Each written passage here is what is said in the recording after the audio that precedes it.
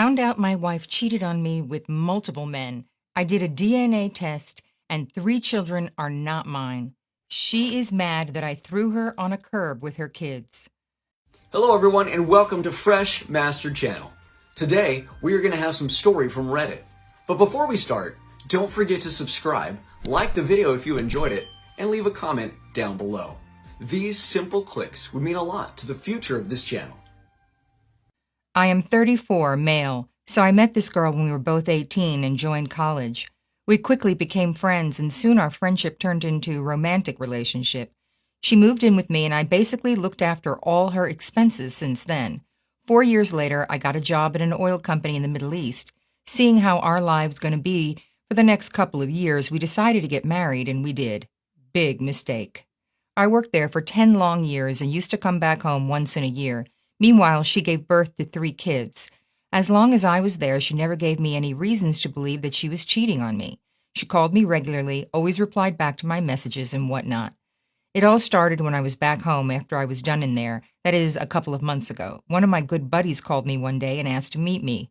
We met at the nearby park, and that's when he broke this one to me. No, he showed me a couple of pictures. It was hers, of her being without clothes with different men in different sexual positions, doing things that she said that she was into. I could feel my heart breaking down into pieces.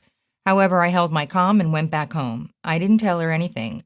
I took my car and went for a drive, and that's when I really contemplated this. I don't know why, but I decided to go for paternity tests. I just felt it. I did, and the results came. No, I wasn't the father of any of the 3 kids. This was enough for me, and I confronted her. She went hysterical and never answered any questions. She packed her things, took the kids, 8, 5, and 2, and moved in with her mother. I was back at my normal being, not really, the next day, and I called up this same buddy and asked him to come over. He did, and he started sharing the story. So a while ago, one guy who is his good friend and gym buddy approached him and asking him whether he wants to be in a group fun, to which he said no, as he was in a relationship with someone. That evening after their gym session, they went to the nearby steakhouse, and there this guy showed my friend the photo of the girl who was doing group fun. Yes, it was my wife. Turned out this guy was sleeping with her since she was in college while we were dating. He knew that she got married to some poor soul, and she kept seeing him along with other men as well, mostly his friends. The thing is that she proudly boasted that she was married and used to show the ring to every guy she sleeps with, and how she used to host multiple men at her house, my house. So basically, she was cheating on me from day one, and me being away for those 10 years was a boon for her. Anyways, I have officially told her parents and mine. I hired an advocate, copied those pics to my pen drive, and have officially filed for a divorce. Update.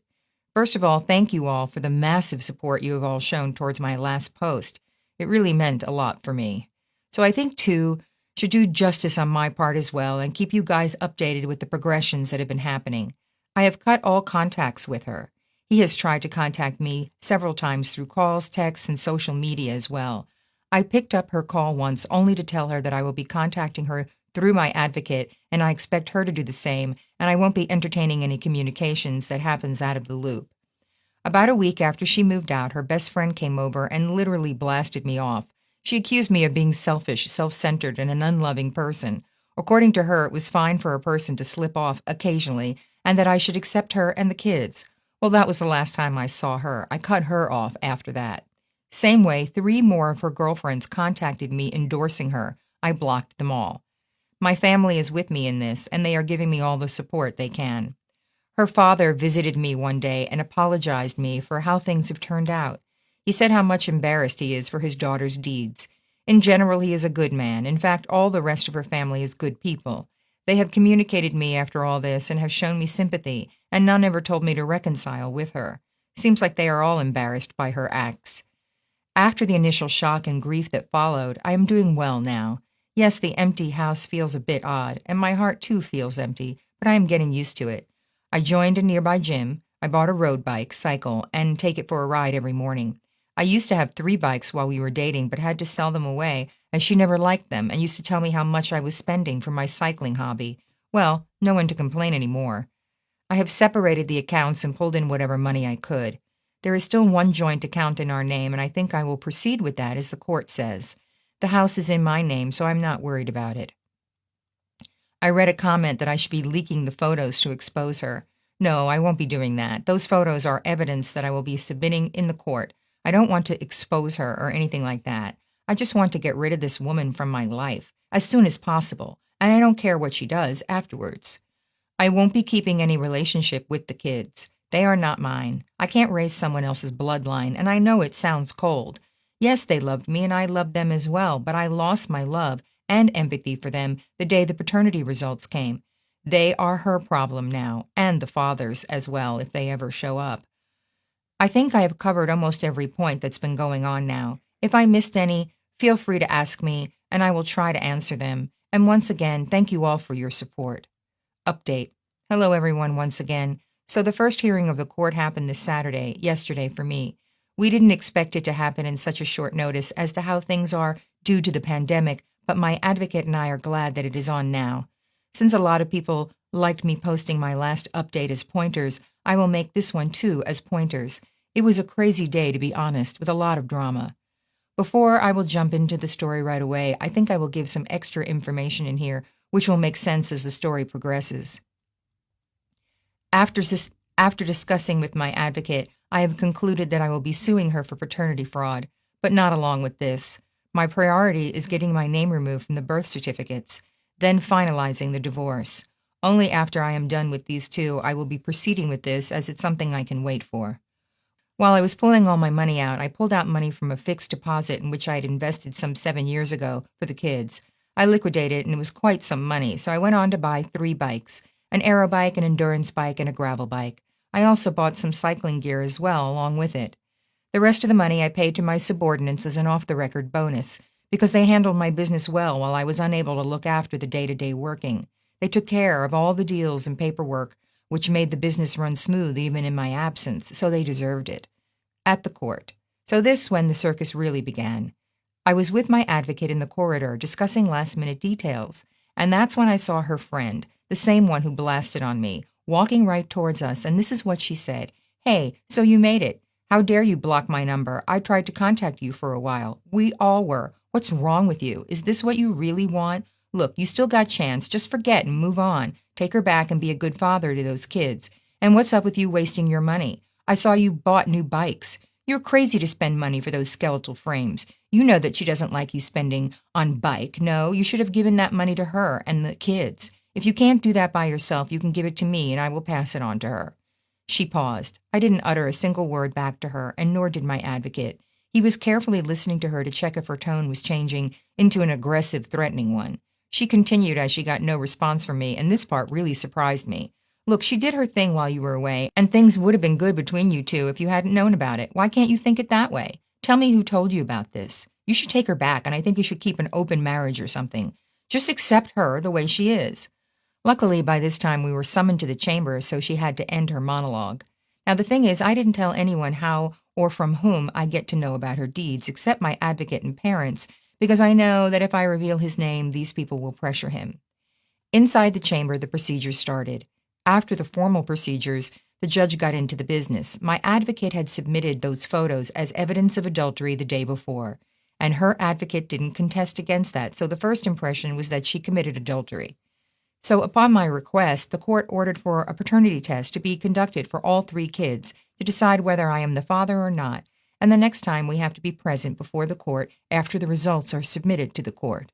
Once it's done, my name will be removed from the birth certificate. However, her advocate contested against divorce, which means it won't be a smooth procedure. The judge asked me if I got to say anything. I said I will be communicating through my advocate and I don't have anything to say otherwise. He then moved to her, and that's when the floodgates opened. She put up a really good show, I must say, all crying and weeping. She wanted me to reconsider divorce and take her and the kids back. She accused me of maligning her reputation and using my friends to conspire against her, as most of them blocked or cut contacts with her. I never asked anyone to do so, but I did tell everyone why we split. My friends cut ties with her by their own will. Then she demanded financial support for her and her kids. Despite all this, she didn't say a word about her cheating on me. No acceptance, no apologies, nothing. The judge then asked my advocate whether I was willing to support her financially in any way up until divorce or reconciliation, and my advocate strongly objected it. He stood by the fact that she committed adultery, so she doesn't have any right to ask for financial aid, and nor does she have any authority over my assets. And since paternity tests were to be conducted, I prefer to suspend all financial aids to the kids up until the results arrive. With that, the first day was wrapped up. Yes, her friends gave me a dirty look before they left, and she not for once made eye contact with me.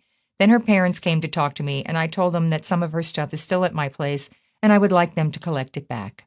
Her father came over this morning to collect back her remaining stuff. I had my advocate come over as well. During the while, we had a cup of tea, and that's when I came to know about some of the background details. She had moved out of her parents' place a couple of days ago. Just her, not the kids. Kids are still living with her parents.